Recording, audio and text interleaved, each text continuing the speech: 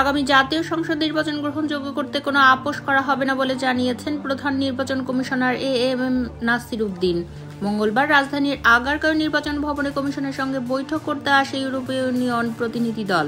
বৈঠক শেষে সাংবাদিকদের কথা বলেন প্রধান নির্বাচন কমিশনার। এএমএম নাসির উদ্দিন বলেন, গণতান্ত্রিক যাত্রায় নির্বাচন আয়োজন নিয়ে সব রকম সহায়তা আশ্বাস দিয়েছে ইউরোপীয় ইউনিয়ন। আগামী নির্বাচন সুষ্ঠু করার সব রকম প্রস্তুতি নেওয়া হবে। ইসির স্বাধীনতা খর্ব হয় এমন কিছুতে আপত্তি জানানো হয়েছে আমাদের পক্ষ থেকে। তিনি বলেন, নির্বাচন কমিশনের স্বাধীনতা অক্ষুণ্ণ রাখতেও একমত ইইউ। সংস্কারকে গুরুত্ব দিয়েছে ইইউ মনে করে সংস্কারের সময়টা কম হয়েছে। সিসি বলেন, আমরা অবশ্যই সংস্কার চাই, তবে সংবিধানের সঙ্গে সাংঘর্ষিক হবে এবং নির্বাচন কমিশনের স্বাধীনতা খর্ব হবে এমন কোনো সংস্কার গ্রহণযোগ্য হবে না। এদিকে ইইউ রাষ্ট্রদূত মাইকেল মিলার বলেন, আমরা চাই বাংলাদেশে গণতান্ত্রিক ধারা অব্যাহত থাকুক।